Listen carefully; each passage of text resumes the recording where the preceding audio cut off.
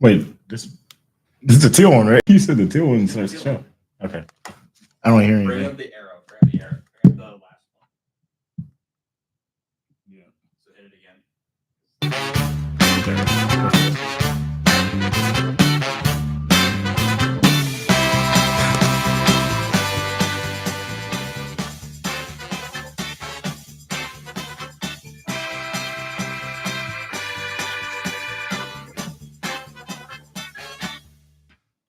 Welcome to WIR Radio. My name is Akin Taylor for I'm- week 2, I'm Tony Green.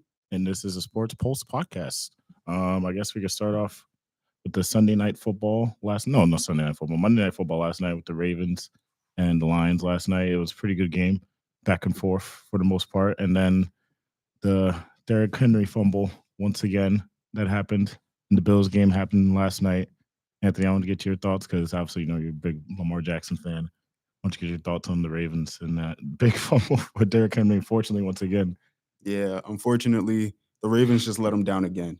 21 for 27, 288 yards, 3 touchdowns, no fumbles, no interceptions. But Derrick Henry, he just couldn't pull it through. After the first big run that he had for a touchdown, nothing went his way. David Montgomery, on the other hand, he absolutely crushed last night. 12 carries, 151 yards, 2 touchdowns. The epitome of consistency, the epitome of efficiency. Yeah, I think the Lions, from my perspective, I think the Lions were a bit more the complete team. You saw defensively on the defensive side of the ball with Aiden Hutchinson, those goal line stops that they made, they were key clutch plays towards the end. But I just think from the Ravens' perspective, obviously, I heard this comparison earlier this week between Derrick Henry and Lamar Jackson, kind of like Shaq and Kobe. Right. It's just very unstoppable, 2-punch force. But are they too reliant on them too much? Because I feel like at times you've seen, obviously, last night and then the Bills game, Derrick Henry fumbled again. But they do have wideouts. They have Zay Flowers. They have Mark Andrews. Isaiah Likely's out, unfortunately. Rashad Bateman was on fire last night. It's I don't know how to phrase this. Is there something maybe as a mental block for the team and just in general, or is it just something that you need to get over?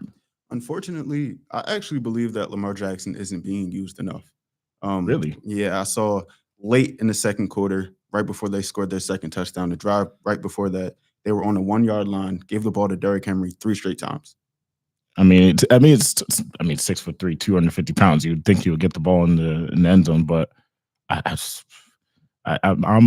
high on the Ravens. I'm giving them another chance this year because obviously last year they were just like electric, but then again in the playoffs they faltered. But it's something they need to work on. Most definitely. I feel like Derrick Henry is usually the guy that you could give the ball to and he'll fall forward for 3 yards. Yeah, But he got stopped on the 1. The defensive line for the Lions are absolutely, they're stout. yeah. They're stacked, and their front 4 is just unstoppable. But at the same token, it's like the Ravens just have to find a way to pull that through. Yeah, they have to. But Absolutely. we had to give more credit to the Lions. Okay, I mean, like you said, Jameer Gibbs and David Montgomery. It's like a 1-2 punch. And a couple of years ago, the Saints had Alvin Kamara and Mark Ingram. Mhm. Those two were electric, and now they found their own duo: Jameer Gibbs and David Montgomery, and Jared Goff as well last night. Obviously, one of the best receivers in the world, in my opinion. Amara St. Brown helped him incredibly last night, but not a lot of credit is given to Jared Goff, in my opinion. Jared Goff has been consistent for the past, I would say, almost decade at this point. You know what you're going to get out of him. Last night, he went 20 for 28. That was a great game, 202 yards. He played the epitome of a game manager. Yeah. He did exactly what he needed to do. And like you said, that 1-2 punch in Montgomery and Gibbs went ballistic last night. I think they call themselves Sonic and Knuckles because one is powerful, one is fast, but we really saw all the talent on show tonight. Well, last night, rather. And Amon-Ra St. Brown, he's just dynamic. Very dynamic. You can give him the ball as a running back. He'll pitch the ball to Gibbs for a touchdown. You can put him in the backfield. He'll line up as a running back, put him on the outside the numbers, and he'll go crazy outside the numbers and come down with the reception. And but what about that Ravens defense? Yeah, but I mean, they didn't have Nani Madubuike out last night. He was hurt. He's one of their best defensive players on that team. Kyle Hamilton was still healthy. So, I mean, he's a Swiss Army knife. He's one of the best defensive players in the league, in my opinion. He can cover wide receivers. He can cover slots. He can cover tight ends. He can help in the run game. He didn't show up last night. Their linebacking core, they didn't have Kyle Van Noy. He was their top sack leader last year. He was a big part of their run game and passing game. Defensively, they just need to be more stout in these tough games because obviously they have the offensive weapons to go in these high scoring games like you saw last night with the Lions and then the Bills. But it's just the defense. It's something that's a main takeaway last night as well. They need to step up. I believe that like the first week they give up 41 points. This week they give up 38. And it's like this is a team that's predicated on defense. The Ravens culture is built off of people like Ed Reed, people like Terrell Suggs, people like Ray Lewis. And it's like we have Kyle Hamilton now, Marlon Humphrey. He's iffy, but Roquan Smith as well. He's a fantastic linebacker, probably the best middle Absolutely. in the league. yeah, he's a great inside linebacker. And it's just like the guys just aren't performing to the standards that we're used to them performing at as a Ravens defensive core. Yeah. And I think they'll piece it together later in the season, but there are some serious questions that cause for concern right now. Especially against those big teams. And now we're going to take it to the Monday Night Football. Well, not Monday Night, Sunday Night Football, which is a bit less, I'd say, exciting topic to talk about. I mean, the Chiefs came in into MetLife Stadium down 0-2, needed a big win. Giants were obviously reeling from that loss, overtime loss, after, I mean, a historical performance. It seemed like Russell Wilson was back at his old age. It seemed like you see the Seahawks, Russell Wilson. And then last night we saw basically what we saw for the past 2 years for Russell Wilson. Just couldn't really scramble out of the pocket, didn't make the second read, just trying to scramble out of the pocket. Poor offensive line. Obviously, I'm not going to blame it all on Russ because I feel like he's been used as a scapegoat in his last couple of teams with the Broncos and with the Steelers for the poor offensive line play. But last night, especially in that last drive where they were down 22-9, and he just made like 3 balls that just literally soared in the stands, and it's so confusing to me that people think the switch with Jackson now with the news of Jackson Dart being as the starter now, people think that this switch with Jackson Dart to Russell Wilson, Russell Wilson to Jackson Dart is going to change the offense. It might like make little adjustments because Jackson Dart can scramble out of the pocket more. He's younger. But the offensive line, like you saw last night, is not good. Even though Andrew Thomas is fantastic, the rest of the offensive line just doesn't hold up. Yeah. I think Russell's performance against the Cowboys should be something that's regarded as like a one-off. Yeah. Because everybody that's playing the Cowboys right now is just having an absolute game. We saw Caleb Williams my throw goodness. for 4 touchdowns, 300 yards. But if Russell Wilson keeps playing like that, he's going to be speaking with us. It's simple. Like the man went 18 for 32 with 160 yards and 2 interceptions. And at the end of the game, he basically just gave the ball away. Yeah. I mean, you just threw it, like I said, threw it into the crowd. I mean, the Giants, obviously, defensively, we know the names, key stars that they have: Abdul Carter, Kayvon Thibodeau, obviously Dexter Lawrence, one of the best nose tackles, if not the best nose tackle in the league. Bobby Okereke, Javon Holland, Paulson Adebo. Like they have the defense, but it's just the offense. And also, it's like I said, it's not just the quarterback play, poor offensive line play. I like Cam Scatterby. He's a good running back, but if you watch that game, some of those cuts that he was making too early cuts, and he could have had a better game, but he's going to develop over time. So he's a rookie. I'll give him a break there. But just the play calling too from Brian Daboll, because obviously this is the main reason why we hired Brian Daboll, because of his tenure at the Bills with Josh Allen, and it made Josh Allen turn into this monster that we see now. I just think that the offensive play calling from Brian Daboll needs to be criticized a bit more as well. Yeah, most definitely, because we see people like Daniel Jones go out in 3 straight weeks, 3 straight W's. He looks like a legit MVP contender now because he's off the Giants. So maybe that says something about the Giants franchise as a whole. Maybe there's something that really needs to get worked on right now. But like you said, Jackson Dart, he's coming in, he's stepping in now. Hopefully he can give Malik Neighbors some actual good touches, some good actual chances of coming down with some receptions, getting some touchdowns, because, those LSU wide receivers, they are built to perform. And I think Malik Neighbors is another person that has an insane impact, but he's just not being utilized properly or efficiently. Like you mentioned before with Daniel Jones absolutely balling out with the Colts, do you think there's – obviously I don't want to put this into the air, but it could possibly happen. Do you see the potential of – obviously I don't think most people peg Giants to be probably 4 or 5-win team, even less now with Russell Wilson 4 starting, now Jackson Dart starting so early in the season. do you think that in the future Malik Neighbors might leave? Because I mean, we've seen it with Xavier McKinney, we've seen it with Saquon Barkley. Now, this past season, now with Daniel Jones having success with the Colts, is it possible that we might waste another star player like Malik Neighbors? Most definitely. I think that's just the law of the land at this point. It's like the Giants draft someone and it's kind of bad for your career because if you're not a defensive player, you're not really going to get a lot of production. You're not going to be able to have a franchise that you can rely on that's going to have you healthy for years on end. Like we just saw Saquon Barkley leave. Everybody in New York apparently thought he was washed, but then he goes and wins a Super Bowl, does a backwards hurdle, and looks like the best running back that we've seen in the past 15 years. I mean, second in was he second in MVP Yes. race as a running back? It's insane. I mean, the last time an MVP won the running back was LaDainian Thompson, if I'm not mistaken. And He he had was a crazy year. a fantastic runner. All right, next, then we could go on the break. And right after the break, we'll forecast the next week's games and give us a little hot take.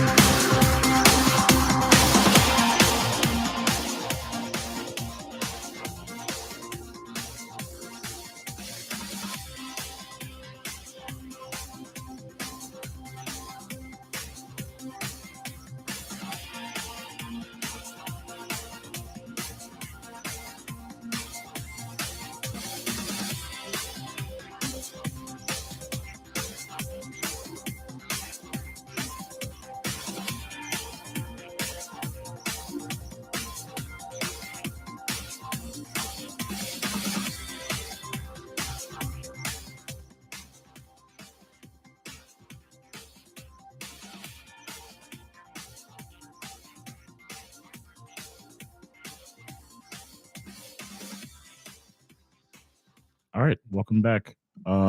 Week 4. I'm just gonna give us a quick little rundown, and I'm gonna give my prediction, and then Anthony will give his prediction. Obviously, Thursday night, Seahawks Cardinals. Who do you have? Just a quick fire round in the week 4. I'm going to give it to the Seahawks. Week Seahawks. Cardinals at home. Seahawks Cardinals usually split it in the NFC West. I'm gonna say I'm gonna give it to Cardinals. Vikings Steelers. Steelers at home.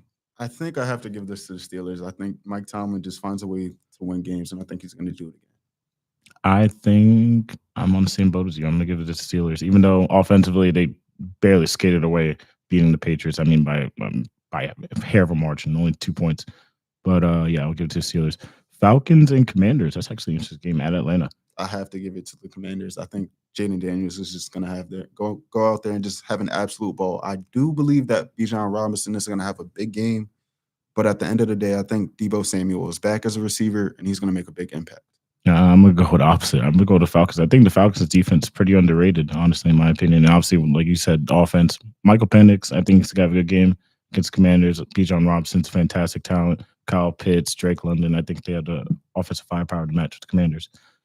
Giants, Chargers. I think we can both agree the Chargers gonna win. I guess give you a little reasons on. Yeah, I would have to say the Chargers. The Giants, like we just talked about, are absolutely abysmal this year. So yeah, the Chargers will come out on top, and Justin Herbert is sneakily having a good start to his season. Yeah. Texans, Titans. It does hurt me to say this because I graduated from the University of Miami, where Cam Ward went absolutely ballistic. But I have to give it to the Texans. I think CJ Stroud has been having a so-so year, and I think he's going to actually get back into rhythm because, yet again, the Titans did have the number 1 pick for a reason. Yeah, I agree with you. Titans. Not Titans. Texans 0-3. I think they get their first win of the season. Bucks and Eagles. That should be a really, really good game. This is actually going to be a great game. I think the Buccaneers are going to come out on top, actually. I think they're going to beat the Super Bowl defending champs, and I think Baker Mayfield is going to show up, and Bucky Irvin's going to have a great game as well. I'm agree with you. This could be a really close, tough, tight game. I think last time they played the Buccaneers away at Tampa, they lost in the playoff game. Patriots, Panthers. I'm going to have to give this to the Panthers. I think not CJ. I think Bryce Young is going to have a good game. And it's going to be something that we haven't seen before because he typically doesn't really have good games. But I think they're going to actually use Jimmy Horn Jr. this game. And I think he'll be a good, viable option for them. I think Patriots will sneak out with a win. I think they had a couple of unfortunate slips against Steelers. They should have won that game. I think they'll capitalize on those opportunities. Bills Saints. I have to give it to the Bills. AFC powerhouse. It hurts me to say this as someone that's obviously like a fan of the Ravens, but Josh Allen is going to have a good show against the Saints defense. So Yeah, I'm agree with you. The Bills should dominate that game, and especially at home as well. Probably 20-point win. Lions Browns.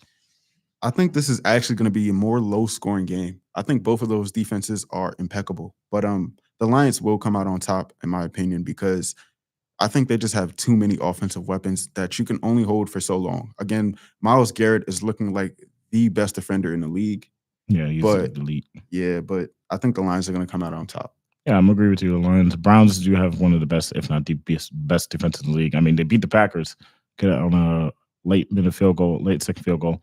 But yeah, I'm going Lions. Jaguars, 49ers. Mind you that the 49ers just lost Nick Bosa. Brock Purdy, I think, should be out for this game. So 49ers, Jaguars without Nick Bosa and Brock Purdy, do you still win? I think Mac Jones is still going to have a good game, and I think they're going to come out on top against the Jaguars. Like I said, the Jaguars, they obviously had the number 2 pick, so they're not really that good of a team as of yet. But Trevor Lawrence, who knows? He might surprise me. I mean, they have weapons. Travis Etienne, Brian Thomas is an elite receiver. I mean, him and Trevor Lawrence have that chemistry. Still got Josh Allen, the other Josh Allen on defense. Mhm. Travis Hunter as well, that dual threat. Um, I think the Jaguars will get an upset win against the 49ers. Game undefeated, Rams and Colts. I'm actually going to give this to the Colts. I think Daniel Jones is going to have a great game again. He's been showing that he's had a resurgence. Mm. He's literally had a resurgence on his team, and I think that defense is absolutely impeccable as well, led by leading 2024 tackler Zaire Franklin and a whole bunch of other pieces that I think just are going to be able to shut down the Rams receiving core and essentially mitigate everything that Matthew Stafford is going to do. I'm gonna go against you here. I'm gonna go with the Rams. Obviously, if you watch the Eagles game, that game was fantastic, but they were up 26-7, and they kind of blew the lead. I think that the Rams defense with Jared Verse and Brandon Fisk and that philosophy on the offense with Kyron Williams, Matthew Stafford, and that two-headed attack with not Cooper Cup, Devontae Adams and Puka Nakua. I'll favor the Rams slightly. I'm kind of underrating the Colts. They're a very, very good team, like you said, but I got the Rams at home winning that. Bears, Raiders. I have to give this to the Bears. I think that Caleb Williams is actually growing into himself. I saw a stat yesterday where since 2024, I believe the second half of the season, he's had 19 touchdowns and 5 interceptions. So obviously that's a great rate to be going at.